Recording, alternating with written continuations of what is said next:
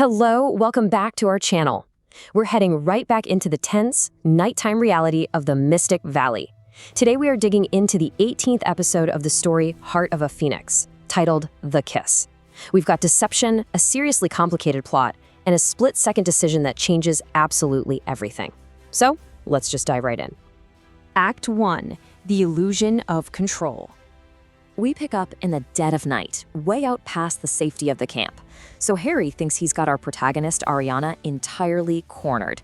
He is literally radiating pure arrogance as he forces her into this blackmail plot. But Ariana, she's perfectly calm. I mean, she is practically doing massive internal eye rolls as she listens to him ramble on.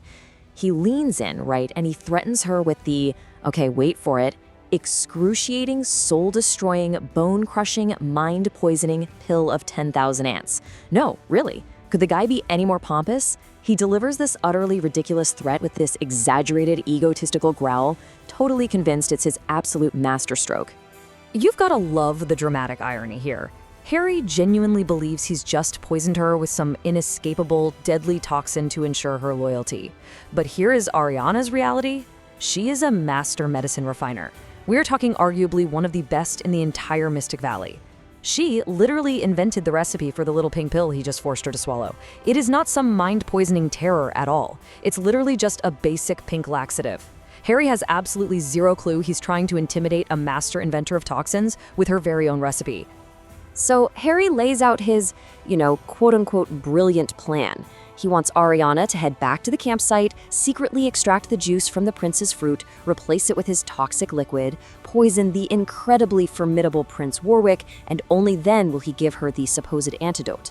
And Ariana? She brilliantly feigns terror. She plays the part of a timid little puppy perfectly, meekly nodding, gritting her teeth, and acting completely terrified of this foolish scheme to take down someone as dangerous as Warwick. But right at the end, her mask slips just a tiny fraction. She tells him, "Attack on my signal," when I raise my right hand. And in that moment, her whole demeanor shifts. Her unblinking star-like eyes seem to literally glow blue in the dark. It's such an intense, level-headed gaze that it catches Harry totally off guard. I mean, his heart actually lurches. He even briefly questions his own feelings, wondering how in the world he could be so captivated by those brilliant eyes on a girl he previously thought was so ordinary. Now Ariana needs a rock-solid alibi to get back into the brightly lit, chaotic campsite without raising any red flags. So she executes a super quick, clever little plan. First, she crouches down in the grass. Then, she rubs morning dew all over her clothes and hair to make them damp. Finally, she wraps her blanket around her shoulders, simulating that she just came from taking a shower.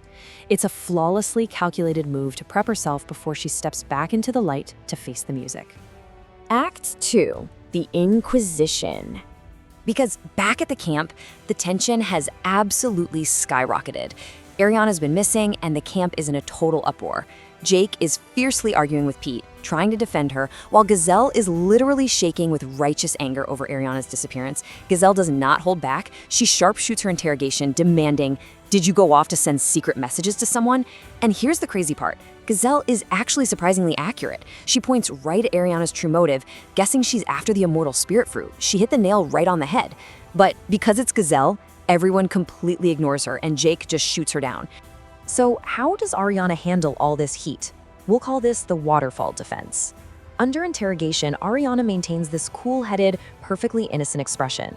She flawlessly claims she was simply taking a shower under a really loud waterfall about a mile away. When Gazelle angrily demands why she didn't hear them screaming her name, Ariana just shrugs it off, innocently blaming the sound of the rushing water. Talk about a masterclass in staying unbothered. Act 3, The Climax. Now, things are about to take a massive turn. Sure, Ariana handles Gazelle easily, and Pete's suspicious glares, they don't bother her one bit. But her stomach completely drops the second Prince Warwick locks onto her. He doesn't say a single word. He just fixes those piercing eagle eyes directly onto her. You can feel the pacing just grind to a halt here, into an agonizing standoff. First, he rises to his feet, never breaking that intense gaze. Then, he walks toward her with these slow, steady steps, keeping his hands casually behind his back. Finally, he stops, leaving barely a foot of space between them. The sheer physical proximity and the utter silence are absolutely suffocating.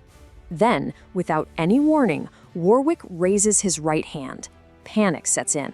A fine sweat breaks out on Ariana's forehead, and her skin just erupts in goosebumps. She can literally taste death right then and there. She is fully expecting this massive, terrifying figure to just grab her by the neck and snap it.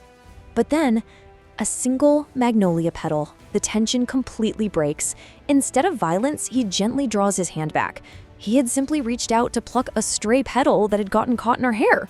Ariana is still staring into his unflinching eyes, and she finally lets out this huge breath she didn't even realize she'd been holding. But as she exhales and finally breaks that intense gaze, her eyes fall on something absolutely crucial: the Immortal Spirit Fruit. She spots it dangling right there on Warwick's waistband. This is the exact treasure she has desperately coveted and kept her eye on for 5 whole years. So just imagine what is racing through her mind right now. This is the ultimate opportunity. She has this rapid internal realization that she is probably never, ever going to be this physically close to the prince again. She absolutely cannot afford to waste this opening. The fruit is right there, literally just inches away. Which brings us to the defining moment of the entire episode: the stumble, the crash, the kiss. Ariana fakes this highly calculated stagger, crying out as she falls forward right into Warwick. It catches him completely off guard, making him stumble back. She uses that momentum, throwing all her weight forward, and topples them both straight to the solid ground. But she doesn't stop there. As she lands on top of him, her lips crash directly into his. For a split second, it's like they are the only 2 people in the world. And that leaves us pondering one final, very provocative question. Was this accidental kiss just the perfect, calculated distraction to steal the Immortal Spirit Fruit? Or is it the start of something far more complicated and dangerous for our master medicine refiner? We'll just have to see where this bold move takes her. If you like the story, please like and share it and subscribe to the channel to watch future episodes. Thanks for watching.